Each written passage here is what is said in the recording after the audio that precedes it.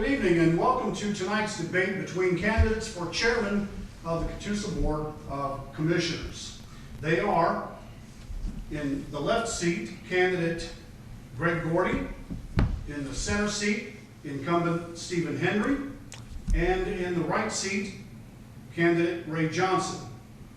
I'm Lewis Lee, and I'll be the moderator for tonight's event.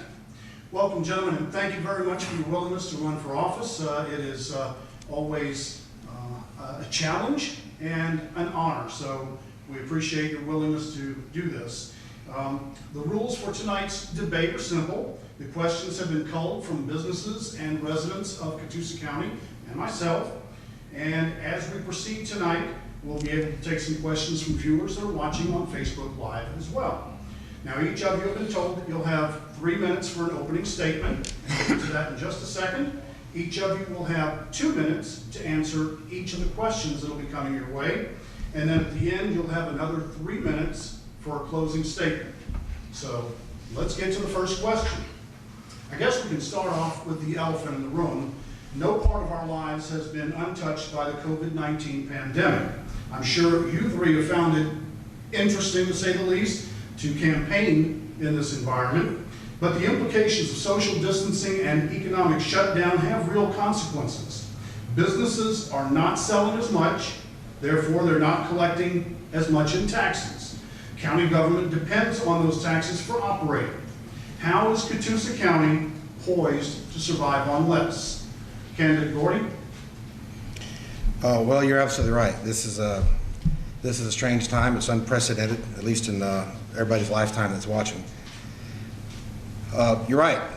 We've been living large for quite a while. We've had 3 unprecedented years of economic growth, stock market records, record low unemployment, and those days for at least some period of time are over. Nobody knows how long, or how much it's going to affect us, but we are definitely operating with less revenue. I mean, everybody, federal, state, local, all of us. So we're going to have to learn to do this with less. I hate the term new normal. I don't like it at all. I want normal to be normal, like normal always used to be. But for a while, it's going to take a little belt tightening across the board. Governor Kemp has asked for a 10% reduction in departmental spending. I think it would be wise for everybody to follow suit. I've had to go through those kind of budget drills at the Pentagon all the time, so it's nothing new. And it may be slightly painful, but if we have not done the best job of spending county resources when there has been a lot of money, it's going to be really tough when there's going to be less. Mr. Henry? Okay, well, definitely the pandemic's been a challenge, something we've never dealt with for sure. But fortunately, over the last 3 years, we've been very blessed in Catoosa County to run under budget. We've been running lean, we've been running tight, and we've managed to raise our, when I took office in 17, we had about $6 million in our rainy day fund, in our fund balance. Now we're at about $16 million, and we've managed to do that and lower taxes the last 3 years in a row. So our millage rate's the 5th lowest in the state, which is a huge accomplishment. And we've done that by and while doing that, been able to put money up in the bank to help us to get through the lean times. Now, I truly believe with our proximity to Chattanooga, our location, I think we've had a lot of people shopping lately with Lowe's, Costco, Walmart, all the business we've had. So far, our revenues aren't down quite as bad as we had thought they might be. And we're waiting on our April cycle to come in. We'll see how that goes. But we try to run pretty lean. Believe it or not, we already do. That's how we manage to come in $3 million under budget every single year. Mr. Johnson? Yes, this is a very bad situation. Thank goodness the county has been, like Mr. Henry said, we have very good economic growth, and we've had a lot of tax revenue, and we have used to be mean and lean too, and work for a lot less people and stuff. And I think for the next few years, we need to get a handle on it and not, to make sure, and I'm like you, I ain't for sure we shouldn't ask for a cut in the budget and stuff and everything just to help us out and stuff, because we have a lot of each situations in the county where we need to spend some extra money and things like that. And thank goodness Costco is here. Costco is a big savings for us or whatever. We did have one, Cabela's, which closed, and that hurt our tax base just a little or whatever, but they are making more progress and stuff, and businesses are doing good. But we do need to be on the aggressive part and to make sure that we are still saving money and stuff, things that we are doing. All right. We kind of jumped the gun there a little bit, and we went into the first question. And what I'd like for you to do right now is for each of you to give us a little introduction to yourselves. Tell us a little bit about yourselves and why you think you should be the chairman. We'll start with Mr. Henry. Well, I'm fortunate enough to be the current chairman of the Board of Commissioners of Catoosa County. I was elected 3.5 years ago. It's been a privilege serving my community. I think we've got a lot of great things that we've started working on, a lot of things I'd like to finish. One being our college and career academy. We've managed to lower the taxes every year. I'd like to continue that trend. We're working on quality medical care in the community. And so there's just a lot of good things going, and I'd like to wrap them up. I don't like to leave anything undone. But it has truly been a privilege and honor to serve the citizen of Catoosa County. I've lived here all my life. I've moved 3 times, never left a 10th of a mile long road, so I've literally got roots here. My family's from here. My family lives here. My son lives here, so we don't plan on leaving. I've got a business here that I've ran for 24 years. So everything that I do impacts me directly. Every choice we make impacts me financially in my business and my personal life, and my mother-in-law. So I would just appreciate the trust of 4 more years. Mr. Johnson? Yes, also have been in this county my whole life here, born and raised here. I've worked here on Mount Pisgah Road for approximately since 1981. I've raised my family and my grandchildren here, and we all graduated high school, Ringgold High School together. And like Mr. Henry, I'm within 5 miles of where I was born and raised at and lived my whole life here in the county. I was a commissioner for 4 years. There's a lot of things that, I've had got started, and unfortunately, I did not get finished some of the things, and I would like to go back and finish some of the things, and some of the things that we need to improve on is our roads and stuff, and spend more time like that. I didn't spend enough time on the roads, I feel like, and stuff. And there are some areas I feel like that we're overspending and stuff, and I would like to check on them and stuff. I mean, everybody has different opinions and stuff, and that's why I decided to run. I felt like there's some things going on that I didn't exactly care for, but, I'm sure when I was there was some things going on, people didn't care what I was doing and stuff. So I just wanted to help make a change or whatever, some of the things that I feel like's going on in the county. And that's one reason I decided to run too, because I do care for this county, and I've lived here a long time. My children are living here, and my grandchildren are starting to live here too, and thinking about teaching, going into teaching and being here with the teachers. My wife, she's lived here all her life. She's a retired school teacher here. She's taught for 30 years here in Catoosa County. Most of it was at Tiger Creek Elementary. She's very good and was a very caring lady and stuff and everything. And I really appreciate her. We've been married now probably 46 years, and she's been great for me, and I appreciate everything she does for me. Thank you. Mr. Gordy? I was born and raised here. Went to high school here. Haven't lived my whole life here, but that's because for 24 years I was in the military, quite literally all over the world. I was lucky to receive an appointment to the Air Force Academy. Spent 20 years after that in active duty Air Force, retired as Lieutenant Colonel, 2 tours at the Pentagon, Somalia, Bosnia, Afghanistan, and a smattering of stuff in between that ranged everywhere from the very tactical, and I mean like drug lab in South America tactical, to the very not tactical, like a congressional affairs liaison when I was in the Pentagon for the Air Force intelligence budget, which by the way was big, a lot bigger than Catoosa County's budget. So I've got big financial experience. I've got federal government money management experience, appropriations law experience. all through the military. I haven't served here locally, but I could literally have gone anywhere in the world for a number of jobs and chose to come back here.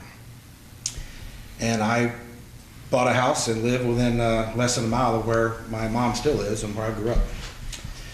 So I came back here by choice. Didn't have to do it.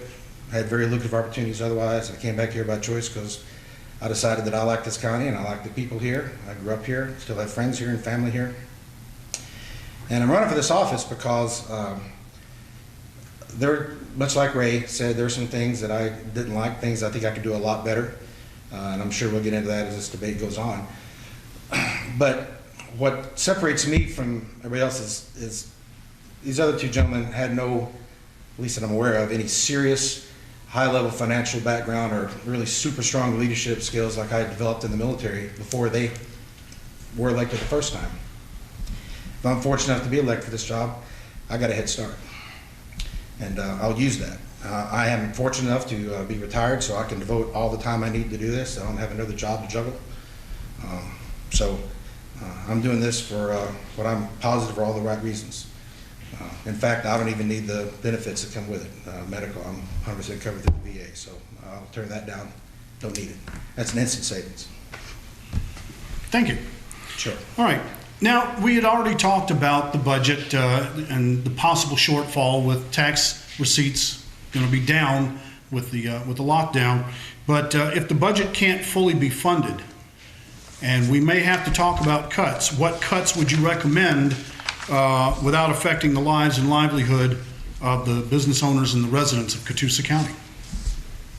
We'll start with Mr. Johnson. It's a very, realistic question here, and it'd be hard to say where to cut your money at without doing some true research and stuff and seeing whatever stuff. To me, if we had to do cuts and stuff, I would probably ask most of them to do a percentage cut and see where they could come up with everybody and stuff, and let everybody hurt instead of just one or two. And then if you had to go further, then you'd have to make the hard decision for what area you felt like that wouldn't impact the citizens as much as the others or whatever. So that would be the areas you would have to cut. As far as saying which areas is at this point in time, I don't, I could not say it. I would have to do some research and some checking into it and ask to talk to the heads of the departments and some more, so the other commissioners and things, and see where they say. They may have a better idea about cutting or some way to get out of this dreadful situation than I did. As far as doing a cut, we could do something else. So, it would be a general idea of checking with everybody and putting all our heads together to see what we really need to do. Thank you. Mr. Gordy? I agree a lot with what Ray said. I would not having the numbers in front of me and being able to talk to the staff and the department heads on a daily basis.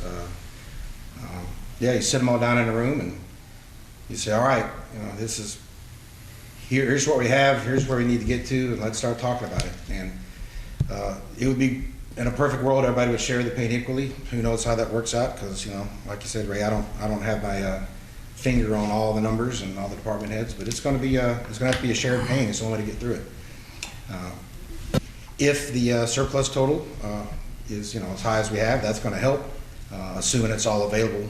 I don't know how much of that is leftover SPLOST money that's got specific earmarks attached to it, but we may have to live on our savings for a little while to make up the difference. But got to put all the smart people in the room, and I know there's a lot of smart people in county government, the full-time employees, sit in a room and hammer it out. Well, I had to do this many times in the Pentagon for various reasons, and everybody's got to determine what level of pain they can live with, what projects can be deferred to a later date to free up this fiscal year money and push it out, because hopefully the future years are better. So if you can push something to the right and deal with it later under a new budget year, under better economic circumstances, and that's a win. But the short answer is, until you get in there and start duking it out in the boardroom, I don't know, but we'll be absolutely sure to find out. Okay. Well, I've got a little different theory. I believe that you prepare every good year for the bad one that could potentially be coming. That's how I made it through the worst recession home building's ever been in my career. I've made it 24 years through a very tight economic turndown, and that's what prepared me to be a good leader for my community, because I made it spending my own money and how I had to tighten up. So over the last three and a half years, we've managed to put money up for a rainy day. That's why they call it a rainy day fund. In the county, we have a certain level of services that our people deserve. And we don't have the choice as government to take those services away. We already run lean. We keep our department heads running tight. We run on a skeleton shift, believe it or not. It even shocked me when I get in there how tight we do run. So that's why you put it up on the good days and try to carry through the bad days with you. So, and to answer Greg's question, your rainy day fund, your fund balance has nothing to do with SPLOST. That's a totally different bucket. This is unallocated money that we put up to be able to use. And of course, we've caught a little grief over that in the past about having squirreled away money. But you put money away in the good times to get you through the bad. I mean, that's the way we all ought to do it in our household. That's the way we ought to do it in our government, and treat it like it's ours, because that's the way it's intended. Thank you. The CSX Railroad recently entered into a long-term contract lease with the state of Georgia. Do you think Catoosa County got a fair deal with regard to Graysville and the railroad crossing there? And how or what would you have done differently? We're going to start with Mr. Gordy. My knowledge and understanding of the CSX in this contract is pretty limited, but I will tell you that the Graysville Bridge project came to the forefront for me with the T-SPLOST attempt that happened not that long ago, and it was crushingly defeated. And I don't know how realistic the bridge project ever was. I don't think we got far enough to even know. It wasn't initially listed in the original plans when this it came out, when the tax was proposed. It came out much later. It was very controversial, and I think got defeated for good reasons. But to answer your question, I don't know what CXS's position is on this. Obviously, I'm certain they don't want anything to interfere with operations. That's their primary concern. So there's bridges over rail tracks all the time, and they do it without interfering in operations, but I don't know how realistic that project ever was.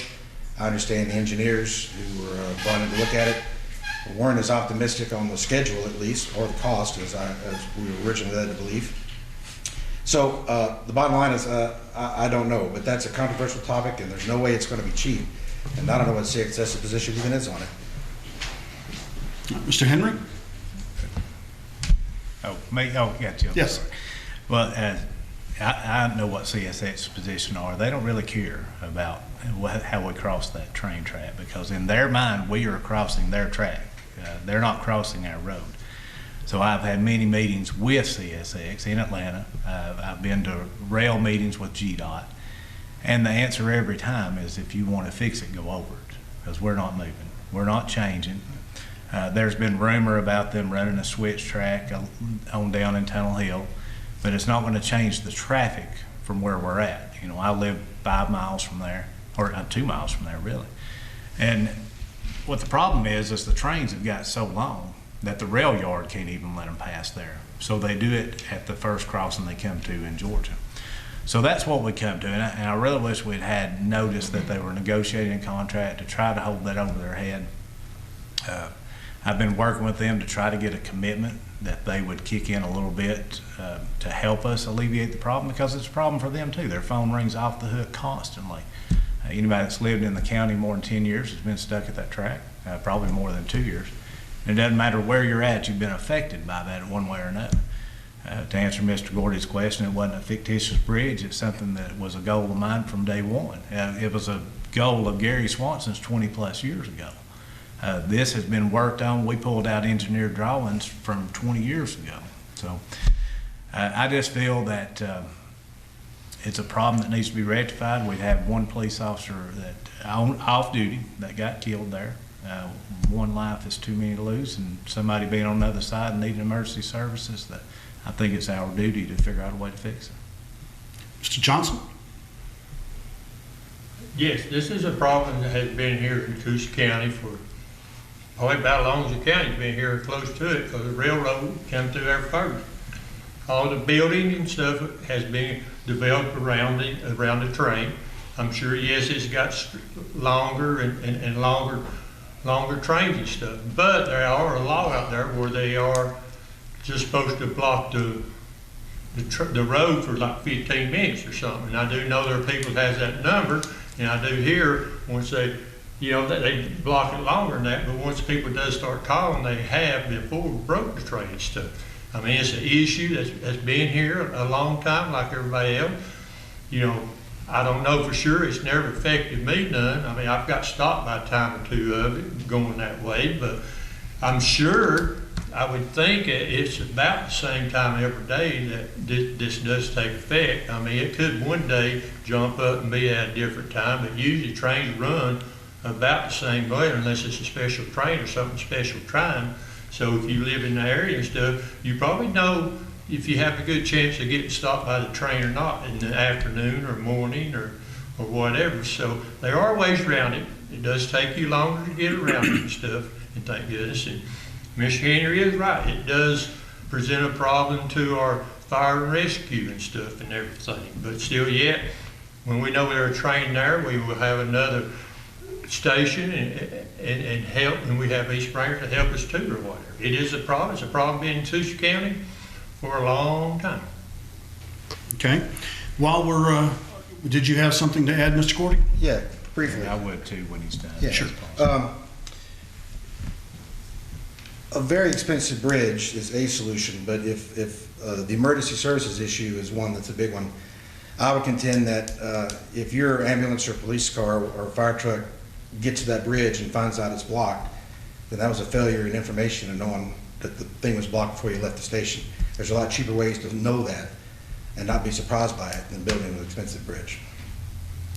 I just wanted to answer the uncoupling the cars. You know, I used to think, why do they not uncouple the cars? Well, with anything, and Mr. Gordy can attest to this, the higher up in government you get, the more laws you face. And the federal government has decided that if a train is to uncouple, they can legally do that on the track, but before they move, once they recouple, you have to physically walk and look at every single coupling before that train can leave, which ultimately takes longer than if you just sit there. So all the things that have been tried for years, they didn't work, obviously, because we're still facing the same problem. And as far as the emergency services, I agree, it would be nice if we knew before 911 called. But let me tell you, when you're sitting on the other side of that track with a loved one that's had a heart attack, you don't look out and see if the train's parked there when you dial 911. When you dial 911, you want them to be there. And when they show up and get all the way there in the traffic spot, that's when they call for backup. That's when they call for that agreement, that trans-mutual, whatever it's called, mutual aid agreement. But they don't know till they get there. So that's valuable time lost that lives can be saved. Oh, well, I mean, I meant have a remote sensing system there so you can monitor to the station and know before you fire up the car whether that's blocked or not. And if you know it before you leave the station, you can send somebody else. But it still takes longer, unfortunately. Okay. While we're in the area of Graysville, what happened with the Graysville mill purchase and the ideas to develop the adjacent property? Mr. Henry? That Graysville mill purchase was one of the many things that got blown out of proportion. That was a lot of untruths. And there was a group, I can't even remember the name of it, but a group that actually wanted to come in, a historical group, and purchase the old mill. Now, what they did is they used federal grant money, and they buy things. They've done it in different counties, but they can't own it. They can buy it. They can. It's intended on things to never change, like a green property or a historic building, but they can't keep it. They can buy it with grant money, but they have to give it to a government entity. So what they wanted to do was buy the property, and they wanted to give it to the government. We never even agreed we would take it because there's liability that comes with that as well. So, but what they did is we did encourage them to have town hall meetings and get input from people. So that's how we handled it, but we never made a vote on it. We never decided anything, and we were not the ones purchasing the actual property. That was a historian group, and I apologize for not having the name. It's been a couple of years, but that is the truth with the old mill property. I think it's overpriced. I hope he's not listening, but I think for the county to purchase, I don't believe it would ever happen. But if that group purchased it and wanted to donate it to the county, there is a possibility that we might have taken it, because it would be an asset, and it is a historical place that's been there for a long time. Mr. Johnson? Only thing I've ever heard has heard rumors, that it was going to be purchased and stuff, and then it was going to be given to the county and stuff. With everything else, so sometimes a gift horse, you want to be careful, because it's going to end up costing you more money down the road sometime when people give, just like the sploshing stuff and everything money. It's easy to build buildings with it, but once you build it with sploshing stuff, and then it becomes the county's responsibility to upkeep it and things like that. So when we go to being donated and stuff, which it sounds like we work careful or whatever, we just need to be real careful. Somebody says they're going to give us something, because a lot of times in the long run, it's going to end up costing you more than what the good juice you would get out of it and stuff. So, really, I guess that's about all I really know about that project and stuff, and that's the way I feel. We need to really be careful before we say we would take something or whatever, because once you take it, it's yours forever, and you have the upkeep and things too, unless they're figuring on giving you the money to upkeep it and stuff. Mr. Gordy, is this a gift horse we have to watch out for? Well, possibly. We used to always say in the military, when you're funding large programs, it's not the cost of the initial hardware, it's the long-term maintenance and upkeep of them that's really going to cost you the money. We say whatever the initial estimate is, double and add a zero, and you're going to be close. Now that's Pentagon inside humor kind of stuff, but yeah, there's an operation maintenance tail attached to all this stuff, and I'm sure it had. There's probably going to be a lot of restrictions about if it was at a National Historic Register kind of thing, that there are rules about how it had to be maintained. Not that they were probably bad, but there was a long-term O&M tail associated with it, I'm sure. I don't know how much. So free isn't always free in the long run. So yeah, you need to be careful about these decisions because of what the true long-term cost is. Just because it's free up front don't mean it's free. All right, thank you very much. Gentlemen, we've reached the halfway mark, and we'd like to take a break right now and give you at home a chance to catch your breath, and we'll catch our breath, and we'll see you on the other side of this commercial break. Thank you. The air 24/7, a North Georgia taste of heaven, a fun place to be. And with your family, you'll see TV.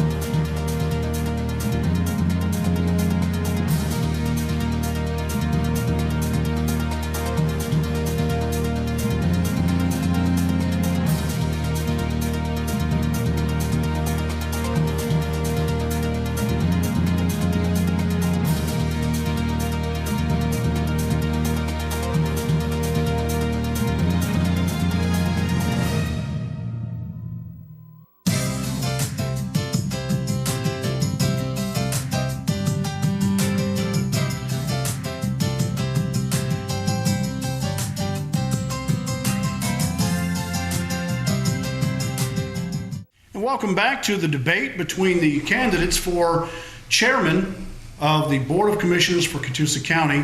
They are Mr. Greg Gordy, incumbent Stephen Henry, and candidate Ray Johnson. Once again, gentlemen, thank you all for your stamina and your ability to weather a hot studio on a beautiful spring It is evening. definitely a hot studio, but I'm most going to be honest with you. We should have turned the air on. Okay, now we're back to the questions. There's a movement afoot to limit the contact and influence of lobbyists in government at every level, including the county level. Would you, as county commissioner, support imposing rules on yourselves, limiting the accepting of gifts, tickets, trips, or anything of intrinsic value? And have you been the benefactor of any of these gifts in the past? We'll start with Mr. Johnson. Yes, I'd be 100% for that or whatever, about not collecting nothing for your services and stuff. And I've always wondered about them people that works down there on the state capitol and stuff, them solicitors and stuff, the way they do and take people out to eat and stuff and everything. We used to have a policy, a long time ago, the county never would buy your lunch or nobody else's lunches or whatever, even though you had a credit card or something. When you go out to a school or something, they'll buy your lunch, but nobody else's. And, and I think it's a good idea. I think we need to be real careful on people who contribute to our campaigns and stuff too, what kind of involvement they have in the county and stuff too, as we collect the money and stuff. That would be part of it too, things you'd be talking about, about accepting gifts and stuff to help you out and things. So, I mean, it's going to do it, and you got to have gifts, the money to run campaigns and stuff, whatever, but you need to be careful, who and what they do, and what kind of work are they wanting to do for the county, if they do want to work for your county or your state or something or whatever. So, I'm 100% for saying zero, not be able to take nothing. I have no problem with that. Mr. Gordy? At the county level, I have neither been offered nor received any of those. But I'll tell you, that's a hard rule in the military. Obviously, at the legislature level in Congress, they play by different rules, but I've operated for 20-something years. The federal government, at least at the Defense Department level, is very strict on you can't accept anything by anybody for any reason, and only in some diplomatic exceptions where it's impolite to not. Is it even a debate? You flat out can't do it, and I'm fine with it. I know a lot of people make their money being lobbyists, and I'm not one of those. So, but in theory, I'm fine. I would nobody keep the money out of it, especially the local level, and for the record, not that I've been offered very much anyway, but I haven't accepted a nickel from anybody in this campaign because I don't even want the appearance of being beholden to anyone for anything. So I'm all about laws restricting that, but especially at the local level. Mr. Henry? Well, I've never been approached by a lobbyist, and we, of course, in the county government, it's a little bit different. I don't take anybody's. Now, I do take. I'm not like Mr. Gordy. I have took campaign contributions. It's all disclosed out in public. We tell every nickel we spend, every nickel we get, and that's, that's part of it. I don't take large amounts from any one entity, and they expect nothing in return because they know my character and know how I'm going to be. But as far as anybody ever approaching us, and I think what you're getting at, like a lobbyist, is to get them to swing one way or another. And I've never seen that happen, and I'm going to be 100% against it happening in the county. I mean, I don't even charge my meals to the county, or half the time I don't charge my trips to the county when I go for my educational classes. I think it's a pleasure and a privilege to be able to serve my community, so I just pay for it out of my pocket. All right, thank you. Communities nationwide are dealing with infrastructure failures. So many communities have been around for 100 years and more. With water and sewer systems aging and susceptible to failure, how important is it to shore up these services and plan for the future, and how would you recommend handling it here? Mr. Gordy? It is critically important. I don't know what segments of our county infrastructure are the oldest. I know the city of Greenville and the city of Fort O have sewers. I don't think the county at large does, unless it's a development that ties into one of those other things. And I believe all of it's shipped to Chattanooga anyway. Now, we don't have our own treatment plant. So, the short answer is yes, clearly important. One of the reasons development needs to be paced at a level such that all that stuff can keep up. I've had several people, in fact, from people coming to me personally, I've had more people come to me personally and complain about what their words are out of control growth in the county. It's impacting infrastructure. Typically, they're talking about traffic, but it's all connected, and that needs to be in check. I'm not anti-growth, but it's definitely got to be responsible, and you can't outpace infrastructure at any level. So if there are aging bits of our infrastructure, they need to be prioritized, and what's most important, least important, particularly in terms of the price you got to pay and the pain it's going to be to all involved if it fails, and then work on in that order. We have been living on SPLOST taxes since SPLOST were made illegal in 1996, and they're all capital infrastructure projects by definition. So you'd think we'd be a little ahead on that since we've had one SPLOST tax after another, and they're dedicated to capital infrastructure in one form or the other. So I would, if we're really that far behind, I'd like to know where we're the most far behind, and that's where we should put those resources. Thank you. Mr. Henry? Well, I think one of our biggest problems with our infrastructure is we kind of wait till growth gets here, and then we try to plan for it. And I'm not just talking about residential growth. I'm talking about our retail. Publix is a good example. Pretty new. We knew that area was going to grow, but we didn't really get ready for it until it got there, and then we was like, oh, what are we going to do about it? So I've been in office 3.5 years, and one of the things that I've always talked about is let's start planning for the growth. Right now we're in the middle of our comprehensive plans, first one I've been able to be part of, and that tells you where your growth's going to head, what direction it's going to be, what you need to get ready for. So my belief is instead of slowing growth completely down, because honestly most people usually tout the housing because I'm a builder, and but ironically everybody that's mad at me lives in a house. So I said that when I ran the first time. And even through just natural growth of you having children and your children having children, you're going to need a home. And that's what I do. But even through natural growth, you want a place for your kids to live with. You don't have to kick them out of the county because you stopped developing or stopped growth. So I think we need to have smart, responsible growth. We've turned down as many subdivisions as we've approved. You can check our records. If it doesn't meet the guidelines, it doesn't go through. But I think we need to start working a little closer with our cities on the sewer, and we have over the last couple of years, to figure out where that growth's going to be and to start preparing for it now and not waiting till it gets there. We've really instituted a higher level of communications with our school system and our cities to where we can all prepare together and make sure we're ready for what's coming. Thank you. Mr. Johnson? Yes, this is a very big issue. I mean, sewer and water is a very big issue anywhere you go on account of the growth and everything. And most places, it is the weaker part of it and stuff. Catoosa County, though, we're in a different kind of situation here. As far as the water has their own water board and stuff like that, and the county really don't have a whole lot to do unless we decide to help them with whatever. Now, our water here in this county is very good. They just put in a big, huge 24-inch line from East Brain Road up there down to here in case something happened to the springs down there and stuff, and they'll be able to supply water and stuff, so we have a good backup on water and stuff. Our sewer, our cities are over our sewers.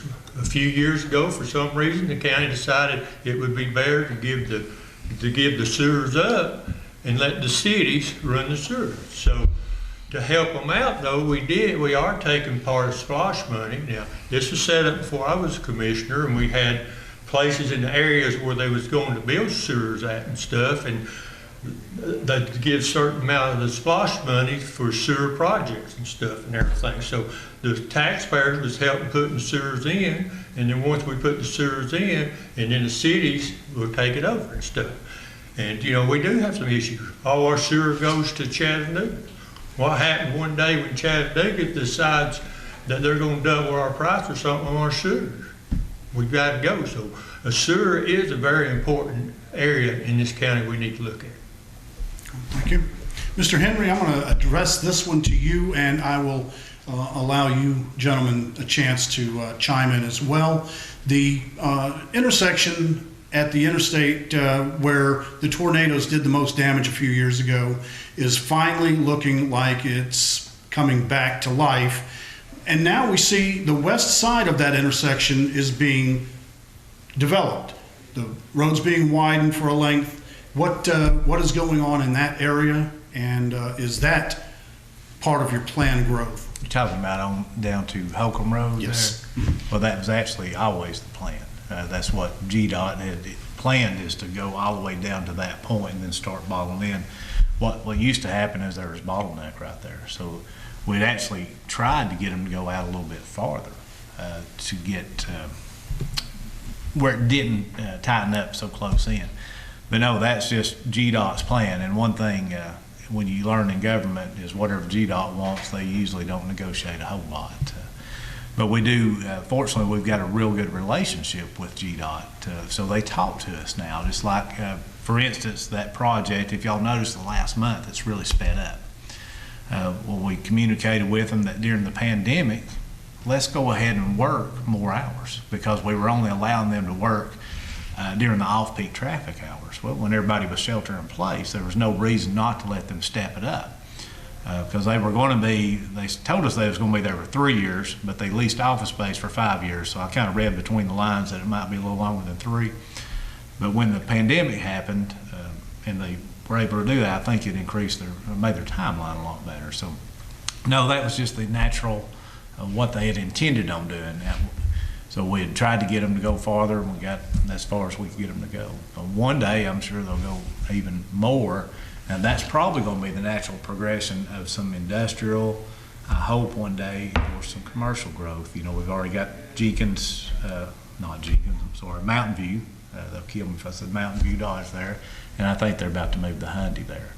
So that's what's going on there. And the college is there. Can't forget to point out their technical college. And either of you gentlemen have anything to add to that? Sure. Question? I mean, Mr. Johnson? If Mr. Henry was right, that project's been on the book for 10 or 15 years. I mean, when I was commissioner, they started that and whatever and stuff, and we went to GDOT and stuff. I mean, it was done set up. Now we had got some businesses down there on account of with the senator's help and stuff. We went down there because they're real particular about cut-throughs and stuff. GDOT is where you're going to be able to go across the road at and stuff. There's supposed to be a divider down through there. And we have got to go down there with the senators and our representatives and talk to them, and we're going to put a few more holes in that divider than there was supposed to be, but the business is built down there. The college wasn't going to build down there unless they could get an inlet and outlet, and we was able to do that. So yes, you know, that is a growth, but that's something that has been that was on the books for, I think, 10 years before we ever started it. But it's going to be a great thing for us when it is finished. Nothing happens quick with GDOT, does it? Right. No. Mr. Gordy? Oh, yeah, it's obviously a good thing. I'm glad the state is doing something about it. Like I said, it's been on the books for a long time. It is, as all construction projects, it'll get slightly worse before it gets any better, but that's the growing pain you got to live with. Yeah. Now, that's a good thing. With the industrial park out there in the school, they needed to be able to move more cars. So I'm glad that the state's finally moving forward with it and moving out smartly. It's been needed for a long time. Okay.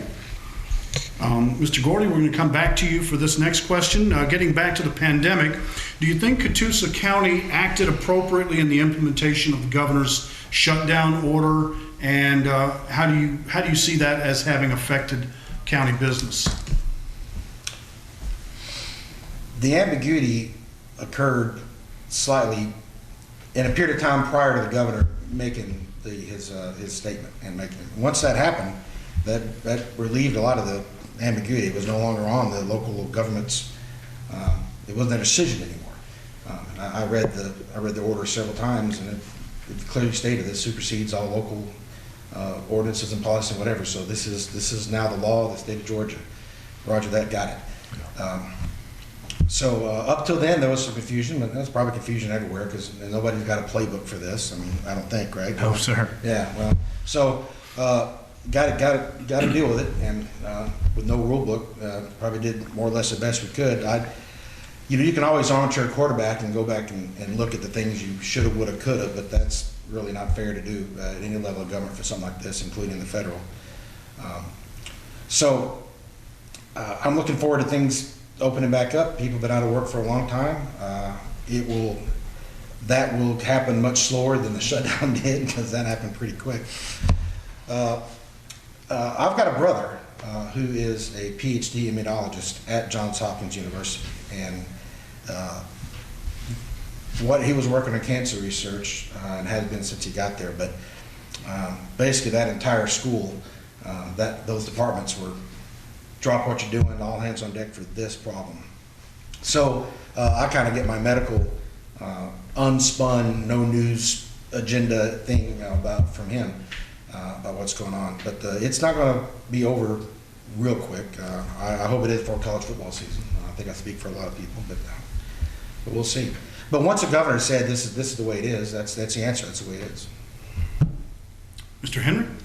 Well, it was a little challenging in the beginning. We started out, I've had more conference calls and Zoom calls than I care to remember. But the governor started out every Wednesday we'd have one with him. Every Tuesday we'd have one with him. Thursday, I'm sorry. Every Wednesday we'd have one with the White House. Every Thursday one with the governor. And he was, I'm leaving in local control. So then within the county, you've got your city government over here in Ringgold, your city government in Fort Oglethorpe, and you're trying to mesh everybody together to be on the same page. And then we also try to take a regional outlook with it to make sure Walker, Dade, Whitfield, and we're all working together. So it was a little challenging. So honestly, it was a little bit of relief when the governor just said, this is what we're going to do, and it's going to be fair for everybody, because it took a little burden off. Greg's right. Now, the one thing I wish he did a little different is maybe not have told that in a news conference, made us give a little heads up, because we learned it when everybody else did, which, not that we wanted to hide it, but it'd be nice to be ready with the answers. But I think our governor's done a great job with this, what he's had to deal with. I couldn't be more pleased with how Governor Kemp has handled this situation, and all of our leaders. But I do think where I get my information from is I try to go to our local sources. We've got Memorial Hospital here, which is a great ally for us. So where I got my advice from and how I tried to handle each situation was, how's it affecting me locally? How many people do I have in the hospital? Who's on the ventilators? And fortunately, Catoosa County didn't have anybody on ventilators. We've had several cases that got better. We sent them home. To convalesce, actually. So we monitored that closely. Catoosa County citizens did a great job of social distancing, and unless you went to a couple of stores, I won't name them.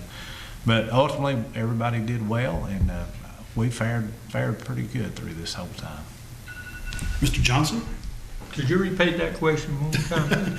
Well, basically, in light of the pandemic, how do you feel the state did with its order to shut down, and how did Catoosa County do in its implementation of those orders?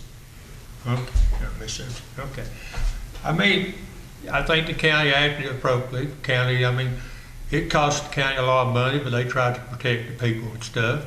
And, when the governor comes out and says this is the way it's going to be, it's going to be. I was fortunate. I was working for a company that was an essential company, so we didn't miss a day. We had to go to work and work right through it. A lot of people, when it was shut down, it was done. They come in there and saying you don't work no more, so they stayed at home. Fortunately, a lot of them had unemployment, and then the state and the government, the federal, come up and offer some extra unemployment and stuff. So I know some people that was laid off, and they were making more money at the time laid off than they were at work. So that was fortunate too and everything. But as far as the way the county reacted, I think it reacted fair and good to protect the people and stuff. And to me, a lot of people didn't shelter in a place like that and stuff, and they went ahead and moved right on just like it was, no epidemic or nothing else and whatever. And so some of the stuff, if I'd have handled it different, I probably would have. Do I agree with everything? We don't know, but I think it was handled appropriately and stuff and everything. I don't think we all agree, to areas like they would say, hindsight's better than foresight, but still we done appropriately for what it is, and it is costing this county still a lot of money, because the people are trying to protect our people that works for the county and has to go into work. Thank you. As we speak, preparations are underway to handle government business post-coronavirus. This is obviously going to make some government operations more expensive for the government and probably a little more inconvenient for the citizens. How do you feel Catoosa County is prepared to handle government business while mitigating inconvenience and cost overruns? We'll start with Mr. Henry. Well, you know, it's something we we're not ready for. I don't think it's, no one will try to tell any story about it. Nobody was prepared for what we had to face.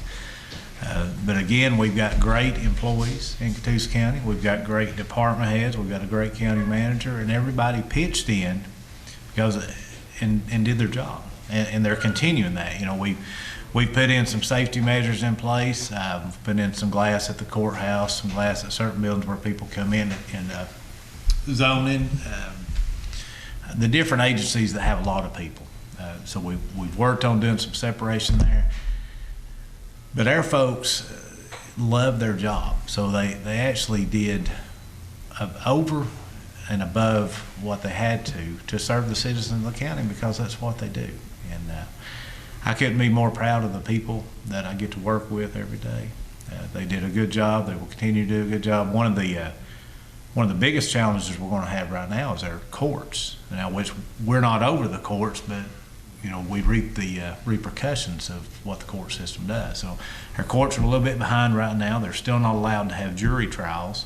So that's going to be a challenge that we face. Now they're opening it up to do limited courts, but we're going to have a lot of catch up to do and trying to keep people 6 foot apart. So that's going to be one of the challenges we face is in the court system. As far as our other entities, our inspection office, our tax office, our assessor's office, road department, they have just clicked right along. We've done some staggered shifts, and now we've got everybody kind of back to normal. But you know, they're ready to go, and they're ready to be busy. Thank you. Mr. Johnson? I mean, of course, I think the whole world's changed for now. I think it's going to cost us the way we do stuff and the way the county and stuff expects the others to come into your office and stuff and things. And, you know, eventually, they say even with school starts next year, they're talking about, you know, they've got the dates there, but they don't know if they're going to be able to go to the playground and exactly how things are going to do. I mean, so, and we're still in the process of putting up windows and stuff. And I mean, it's going to hurt us more, and people's, you know, when they to get their job back and stuff and start spending the tax money and stuff. So, you know, and how we're going to recover from it, I mean, I think it can be, and it will be. This county has always recovered from disasters and whatever, and went forward like the American people do and stuff. So I have no doubt that we'll recover and be stronger than ever again one of these days. Thank you. Mr. Gordy?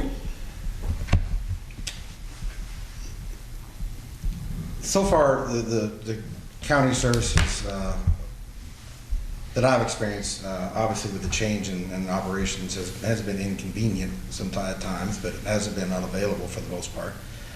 So that's good, and it's about the employees. Like in the military, you know, the soldiers only complain when they're in garrison. You know, when they're out in the field and it hits the fan, everybody buckles down and does their job. It's, you know, it's when they're happiest in some ways.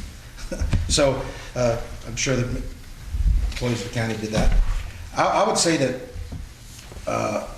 I would like to have seen, since it is allowed by the governor's order with proper social distancing, that for the last, at least the last one, and I think the last 2 and maybe the last 3 of the county commission meetings, you could have put people in there if the properly social distance, and I believe that we probably should have, and I know that we did not. I don't know why that decision was made or what the reason was, but the average attendance at these meetings, when there was something not controversial, I believe would have allowed them to be properly socially distanced, and everybody comply with all the laws and CDC regulations and governmental policies and been able to have them, but we didn't. I would have certainly done that had unless I was expressly told not to for some good legal reason, but I would have attempted to open up the meetings as soon as I could. Thank you. You mind? Mr. Johnson, yes, Is it Mr. Henry. appropriate? About the meetings, you know, everybody, armchair quarterbacks are everywhere. Sure. Some things you don't want to be first at. And being the first one to chance having a public meeting when the whole world's sheltering in place is a little iffy. So we chose to have our last meeting, and we've only had, I think we've had two, Greg, is that correct? During this pandemic. We had our final one our first one we had live stream, which we're pretty rough at. We're getting better though. We live streamed one, then we had one where we done the emergency order, and then we've had our last one 2 weeks ago, almost 2 weeks ago, on live stream. We chose not to because it was a little early on. I'm still a little skeptical. We're going to have our next one on Tuesday with the public being welcome. We can only allow 25 people in with their space. So then you got 25 people you can come in. Which 25 people do you let in? Do you make more people mad that they're 26? You know, so where do you make everybody happy at? You just can't hardly do it. City of Ringgold still hadn't opened their meetings. City of Fort Oglethorpe hadn't opened their meetings. Walker County, nobody's getting beat up but Catoosa County. You know, it is what it is. I want people back the quick as we can. I want to see normal more than the rest of them because that's just the way I like it.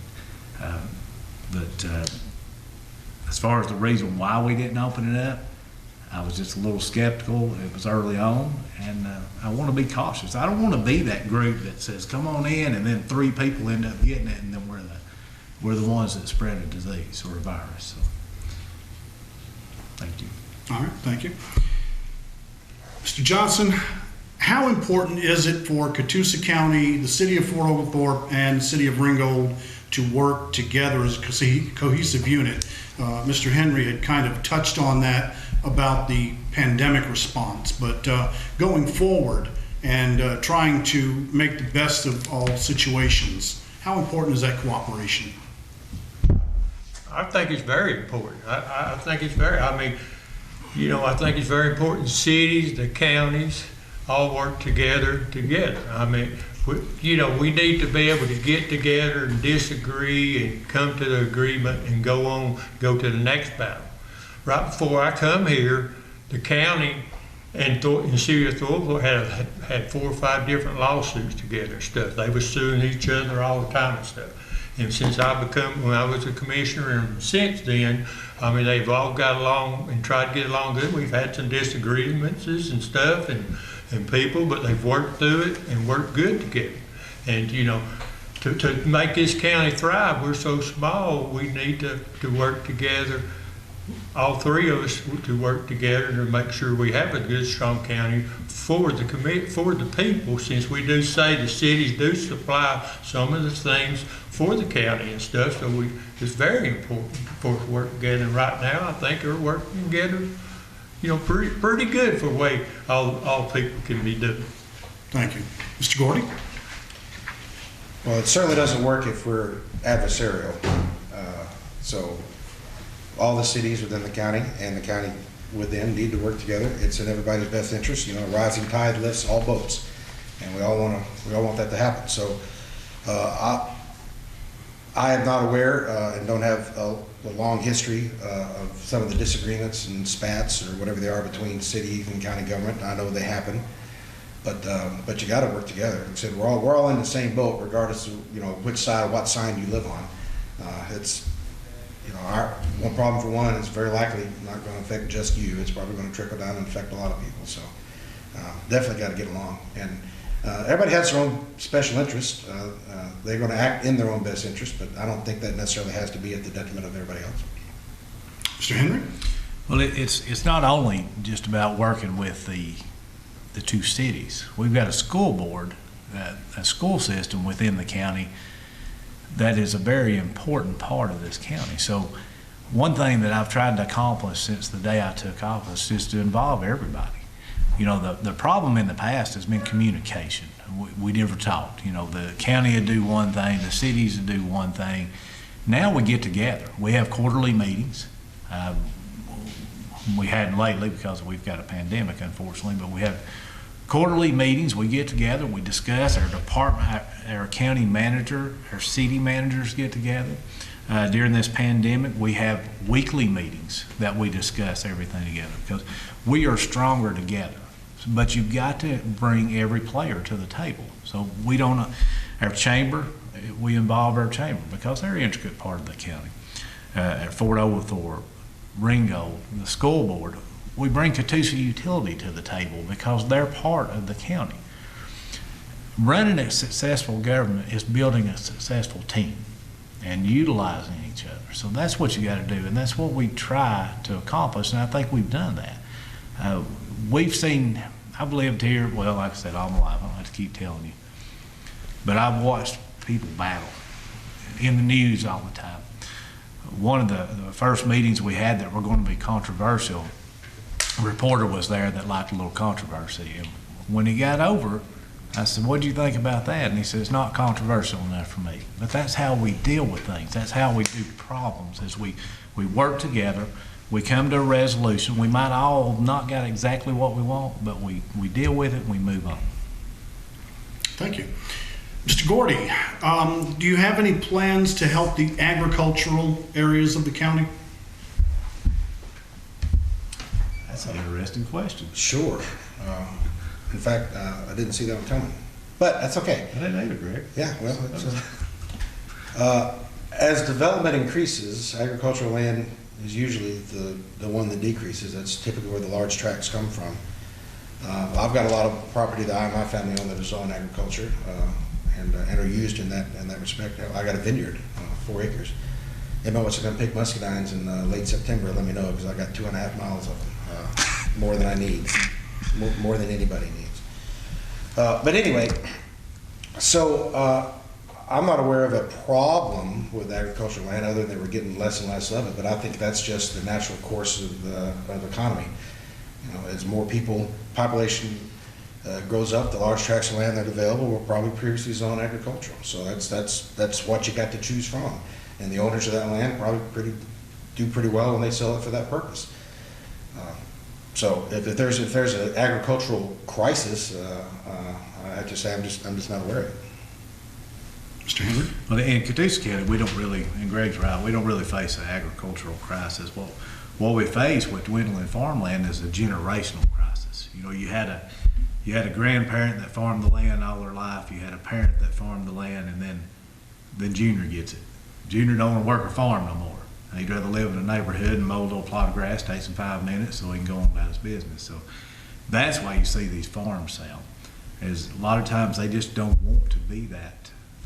They don't want to do that no more. So that's why you see a lot of farms sell. And another reason, and one thing we have always tried to do is lower the tax base. I do not want to be dependent on property tax.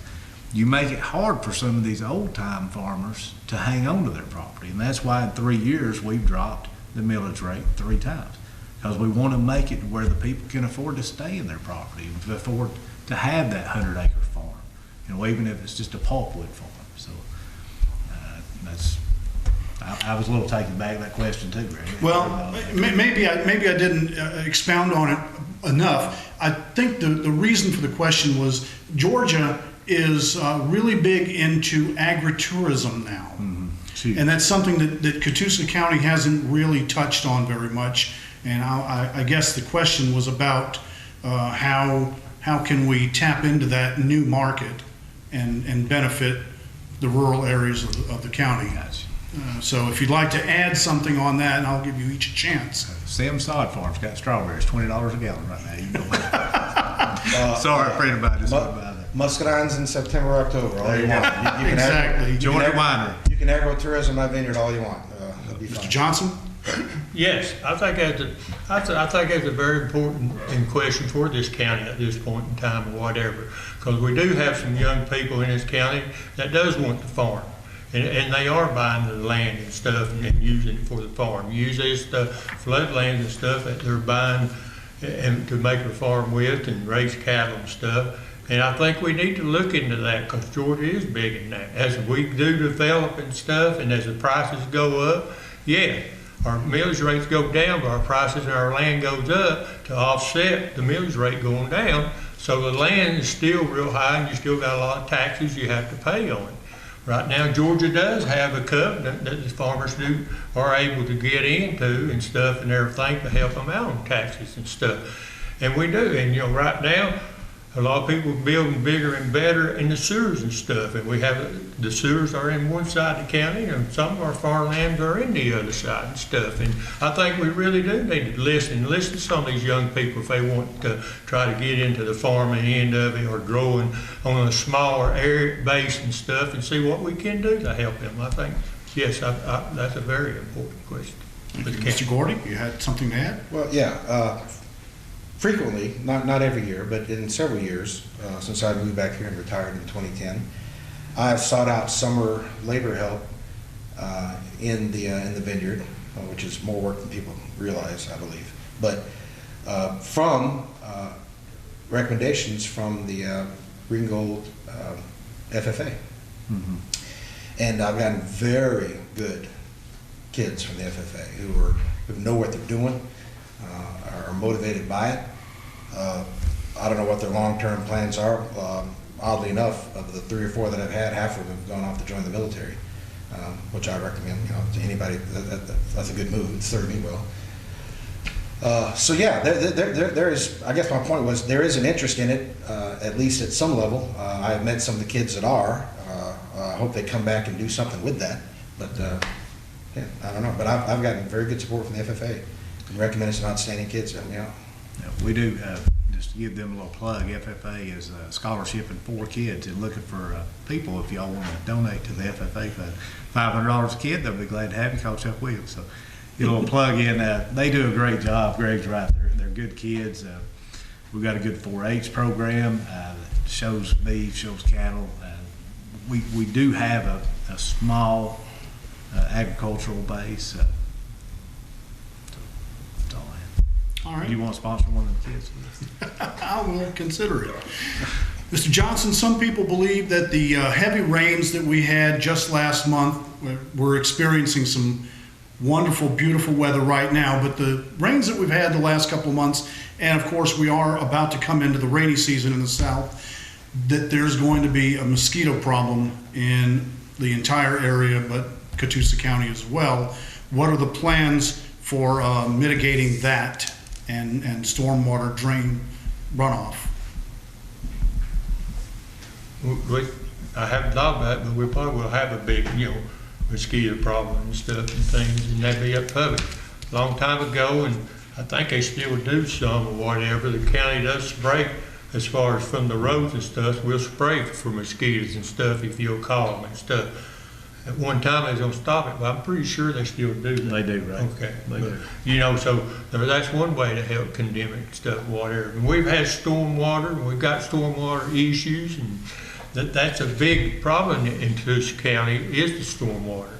And with all the rain. I mean, there's nobody that can compare it. I mean, I did not believe how much damage water does do to our county and stuff when it runs off and stuff.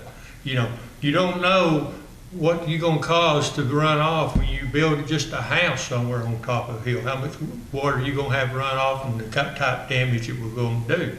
And that's, to me, the hardest thing to prepare for is the water and the floods and stuff and everything, because you just can't stop the water and stuff. So, I mean, they got a challenge ahead. I'm sure they'll handle it, and we'll go on to the next challenge. But that is very correct. They are a mosquito problem. Now, how we'll handle it, we'll always just have to get together and work on it and make sure we try to drain what water we can from our areas and stuff. Where will the water go, Mr. Gordy? I live pretty close to Chickamauga Creek, so I know where a lot of it went. I don't know how much worse this year will be. I mean, standing water isn't at least around my place, standing water is not a long-term problem, it's a short-term problem. So depending on how much sunlight and dry time you get in between the rains.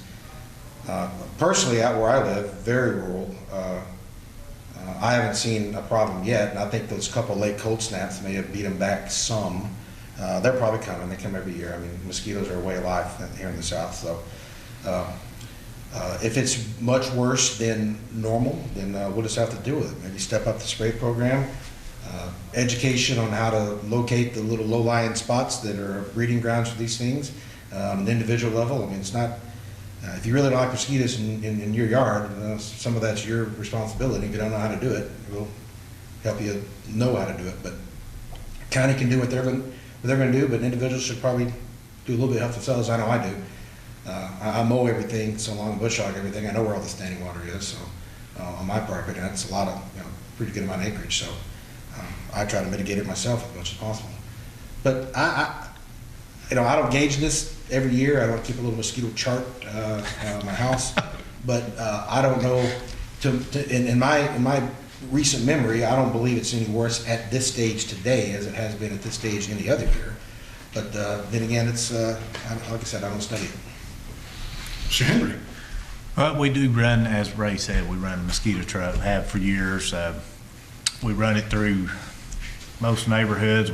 We have a course they run through, and then if you have an extra problem, they'll come out. If you have an event, we do the St. Jude Rodeo every year, so if you have an event that has a health hazard, they'll run the mosquito truck to make sure, or if they do a contract, I think Smith and Wesley, when they do things there, a lot of times they'll run a truck, yeah. Right.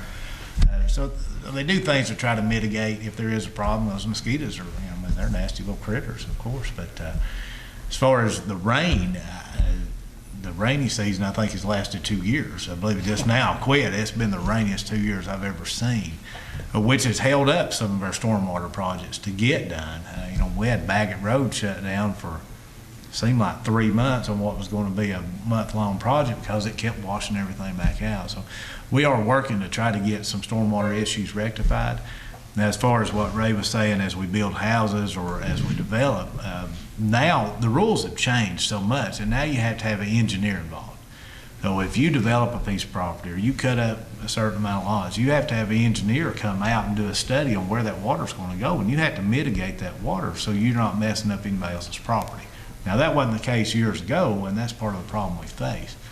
But now, before you can go ahead, you have an engineer tell you what you have to do, and you have to detain that water in a detention facility and ease it out to where you're not creating that impact. So that's just some changes that we've done through the years. But mosquito truck running, that's the best precaution we've got. And Greg's right. Some responsibility belongs to the actual property owner, that you just got to keep your place looking neat. Mr. Corey, you were going to add something? Yes. What was it? That's okay. That's all right. This question comes from a Facebook viewer, and we appreciate all the viewers that are watching us on Facebook Live right now. I normally try to keep these questions to topics that the County Commission has a direct impact on. This one is a little more broad. How does each candidate feel about our Second Amendment rights? Mr. Gordy, we'll start with you. Big fan of the Constitution and all its amendments. Spent 24 years defending it. I never thought that localities would be able to directly snub a federal law as they had successfully done with the sanctuary cities around the country. I don't know why the federal government has not taken a little more aggressive stance on that, but the fact that that's occurring makes me more concerned that that the government can I'm doing a bad job explaining this, but the bottom line is that I never thought you'd have these kind of debates going on, and obviously people are concerned that they might. Particularly recently, even more so with the government putting restrictions on movement and business that can open. Everybody is concerned of government overreach, and that's probably a legit concern. I mean, government overreach is what made us a nation. That's why we rebelled and became our own outfit a couple hundred years ago. So I'm fully in support of Second Amendment rights. I own a few firearms myself. There's a movement afoot to solidify that somewhat initially in the form of a resolution and eventually in some ordinances to prevent the federal government from restricting those rights. And I'm in full support of them. If that's what the citizenry wants to do, I'm all for it. And from a county standpoint, Resolutions are easy. If you want a little more teeth to it, you need an ordinance, and I would work with all the adjacent counties around here to get that done and lobby the state. Do it. It's about what the people want. I happen to be for it, but even if I wasn't, if that was what the majority wanted, that's what I would try to get done. Thank you. Mr. Henry? Well, I'm a firm believer in all the constitutional rights. I have a hard time deciding which one's more important because I feel like each one of them makes us the nation that we are. I mean, how do you pick, is gun rights more important than your freedom to worship your God? Is it more than freedom of speech? So I think they're all very important, equally as important to make us what we are as a nation. So we are getting ready to, I know where the question comes from, we had actually had it on the agenda to do before Governor Kemp made us shelter in place. We've actually been working with the Ray Blankenship, which is the gun rights lobby, well, not lobbyist, that'd be a bad word, but representative, enthusiast. And so one of the first things on our agenda in this Tuesday's meeting is to adopt a proclamation for Constitutional Awareness Week, including our Second Amendment's right to bear arms. Because everybody that serves, we take an oath when we take office that I don't take lightly, that says I will support and defend the Constitution of the United States. Not 1, 2, and 4, not 2, maybe 3, but every one of them. And you should take that serious if you take office. Greg took it serious when he went in the military. You take that oath serious to defend every single one of the Constitution. So how do you decide which one is more important than another? So that's one thing that I face, is how do I say, well, I've got to ratify the fact that I want you to bear arms. I want you to be able to bear arms, have your freedom of speech, freedom of religion, because that's what America's built on. I've got guns. I bought a Catoosa County gun the other day. I found one that was pretty cool. But so I believe everybody has the right to bear arms, but I believe in the whole Constitution of the United States, and I took an oath to defend that, and I will continue. Thank you. Mr. Johnson? I'm 100% for the Second Right Amendment or whatever. All of the Constitution and stuff and everything. I mean, that's what this country was developed on and everything else. You know, if we are all legal about signing the agreement and stuff, everything, I don't have no problem with it or whatever. If it helps to sustain the Second Amendment or in this county or whatever, I think we should go ahead and sign it and try to sustain it. As we know, our rights are trying to be pulled away in certain areas in this in the country or whatever and stuff. So if it can help us keep what these our forefathers fought for and died for, yes, we need to sign it and go ahead. So I'm 100% for the Second Amendment. Now, do I agree with all the type of guns and stuff you can buy? I don't know. That's my personal, but I still agree on the Second Amendment and what it stands for. It's not an either or discussion. You have to pick which one of the 10. It's not like supporting the Second Amendment is at the expense of any of the others. It's just right now that one is that is the squeaky wheel that's getting a lot of attention. So as an elected official, that would be what gets my attention, because that's what the people's attention's at. If next year or 2 years from now they're worried about another amendment more than anything else, then we'll address that one. But right now, the fear and the concern from a lot of people is the second, and it's not at the expense of any of the others.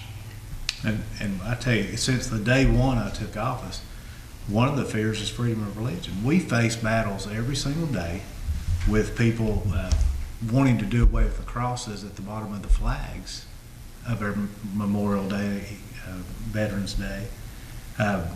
We've had to fight battles of a cross that was put up in front of Fire Station 3. So all of our constitutions have been in jeopardy. And I think we should take the stance of defending all of them, including our Second Amendment. You know what? My wife probably wishes I didn't buy quite as many guns, but I kind of enjoy having them. So I believe the Second Amendment is hugely important. I believe they're all hugely important. I'm not ever going to pick which one is the most important, because I think they come all together to make us what we are. I say that again. I stress that again. I think our freedom of religion is as important as our freedom to bear arms. And that we all have a difference of opinion. We are going to do a proclamation proclaiming that we do support the Second Amendment rights and all the Constitution of the United States, which is the stance we should all take. Okay. Last question, and that is, we're going to try to leave it on a high note.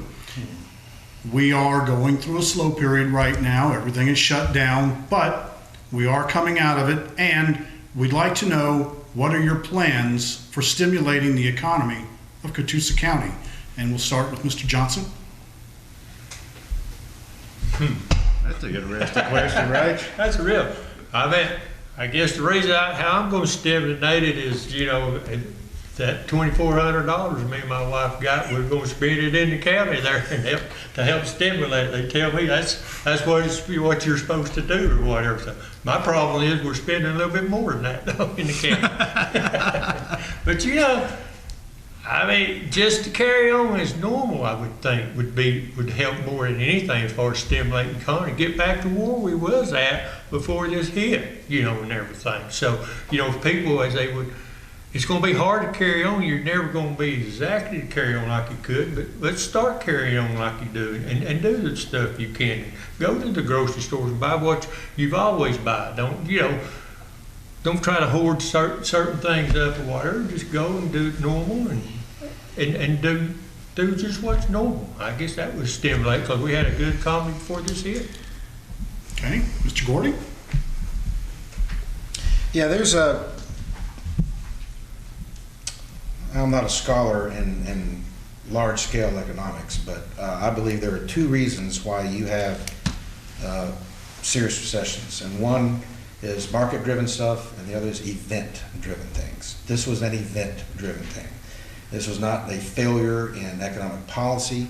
This was not because any bad decision the government made that resulted in some downstream effect that ended up, you know, like 2008. That was preventable. This was not, at least not by economists. Agreed. So I believe the recovery, as a result, will happen quicker. And I don't think it's the government's job necessarily to stimulate like a lot of people think, but it's to, as quickly as possible and as safely as possible, get us back to where we used to be and doing the things that we were doing. And the problem will take care of itself. Government should not be a barrier to that. There should be an encouragement to that and an accelerant to that. So if I were in the office right now, that's exactly what I'd be doing. Currently, you got to toe the line with the social distancing and other stuff, but every chance you get to encourage the old normal, because again, I hate that term new normal, but get us back to where we used to be, which was trucking along just fine like the whole nation was, that's what government needs to be doing. Mr. Henry? I don't necessarily think that we need to stimulate it financially in our county. Fortunately, I didn't get my check like Ray did. For some reason, they left me out, but my wife's still shopping Ray, so she's still busy. But, you know, in local government, everything's a little bit of our responsibility. You know, it is our job to let people know it's safe, to lead by example, to shop local. So we've had our EDA. One thing we've strived to do is make sure our EDA and our chamber work closely together. We've actually moved our economic development director in with our chamber.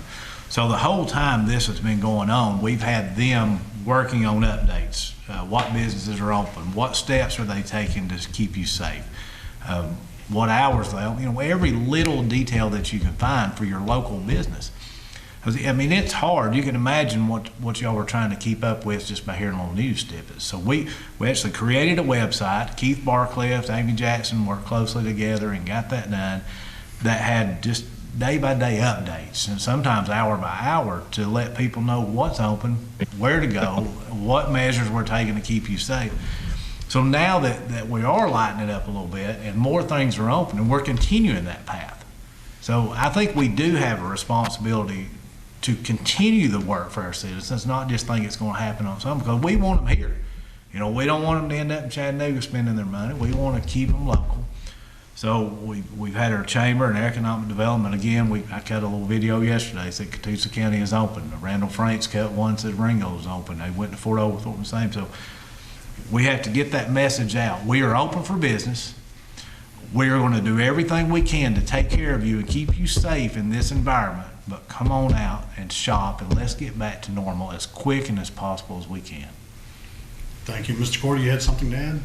Yeah, if there's going to be a positive side effect that comes out of this disaster, I think it's going to be a renewed interest in supporting local and buying local.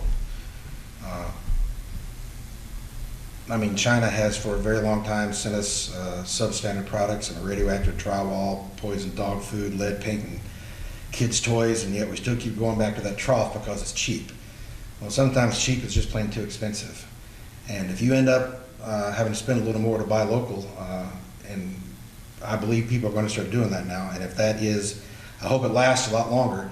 I mean, it's easier for people to bandwagon things when you know the wound is still fresh, but hopefully it'll last a lot longer than that. That's a positive side effect I hope we come out of with this. Thank you. Yeah. Well, that's the end of the prepared questions, and I would like to thank you all for your stamina, your civility, and your willingness to put yourselves up for public scrutiny. What we will do right now is each of you will get a closing statement, and you will have 3 minutes. I asked a lot of questions, but obviously I might not have covered everything that you think is important for the voters of Catoosa County to know. This would be a good opportunity for you to fill in the blanks and round out your presentation. So if we could, we'll start with the incumbent, Mr. Henry. And Lewis, I want to thank you for doing this debate. I appreciate it very much. You did a great job. Some of the questions kind of, I think, threw us all a little bit, but very interesting. I think challenging your government to think differently is an important thing. I'd just like to say, again, reiterate, it's been my privilege to serve this community that I've lived in all my life for the last 3.5 years. I look forward to 4 more years. I truly enjoy working for the people of this community. The things we get to do to be a part of, just working on medical care, getting back in the community, that was one thing that was just so challenging. To work on economic development and bring jobs in the community. I love to be able to keep counting them jobs, and we've managed to create over the last 3 years, we're getting close to 500 jobs, and that's something that nobody ever really wants to talk about, but those are real numbers that change lives. Because if we can get Catoosa County to where we can raise our children here, where we can educate them in this wonderful school system, but then we can get them to where they can actually work here for the rest of their life and then retire here. That's where we need to be. We've missed that middle section in Catoosa County. And we've had it where we can educate your children and then we retire here, but we lose you in the middle. And I want to be able to have our Catoosa County's children, our young people, be able to never leave this great place that I call home. And it is a privilege to serve. I thank y'all for the opportunity and the trust that you have shown me over the last 3.5 years, and I pray that you'll give me the opportunity to do the next 4 years, and let's see what we can accomplish together. Because nothing that we accomplish is accomplished by just me. It's accomplished by a team of leaders that we have, city level, school board, state level. We even deal with our federal level. We have conference calls with D.C. We've been to D.C. several times. I've been to the Pentagon, but never in Mr. Gordy's category. But we work with all the leaders because we get funding from all them people. So you got to be able to work them relationships, develop them relationships, and work together to accomplish common goals. And I would just appreciate your trust and your vote. Mr. Johnson. I want to thank you for inviting us here. Thank Mr. Henry for having this today. He when that got this together and stuff and everything. I think the reason I think people should vote for me is we do have some issues in this county, and they are real issues and stuff that we need to work for we could keep people keep going and things whatever. There's some issues our roads. We tried the T-spots. That people didn't want it. So now we got roads and bridges and stuff. We got real problems out there and stuff, in them and stuff we got to figure out and get together and get with the cities and stuff and get with our state down there to see if there's some help for us or something or whatever. I mean, we got some issues I think we need to handle before we try to get into better business. There's a lot of good work around here and stuff if people come in and try to keep our property down where people can afford it and stuff instead of letting these people come in with with a lot of money and stuff and just buying land because they want to build a house there and stuff and making property so high. The people that's been here all their life, they have to move out and stuff. So I think we need to. I want to work on some of the issues I didn't finish and work on to do. And so a lot of that is the infrastructural stuff, and I think, I hope people would vote for me. I'd love to be your commissioner for 4 years. Thank you. Mr. Gordy, close us out. My entire professional life, 24 years effectively. I know, by the way, Steve, the Pentagon loses its luster when we have to go every day for work, all right, trust me. What is the present? It wears off in a hurry is my point. Great tourist thing. But my entire professional life has been doing things like this. And as I rose in seniority and rose in rank, the responsibility levels got bigger. The numbers got bigger. The number of people and the personnel got larger.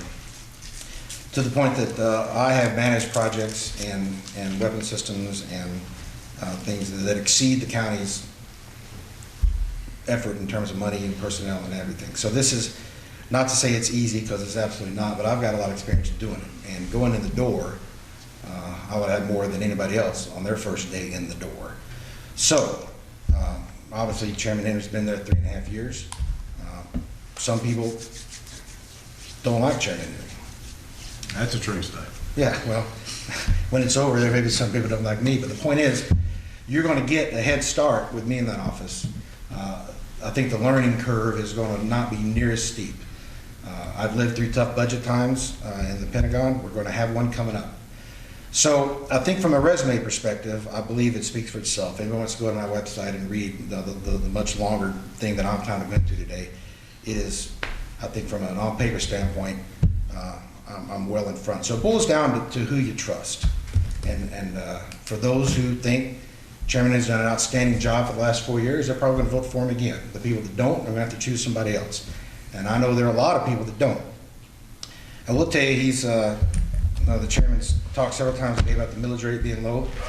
Sure, you lower the millage rate incrementally to offset the fact that property values go up, but the property tax you pay is $1.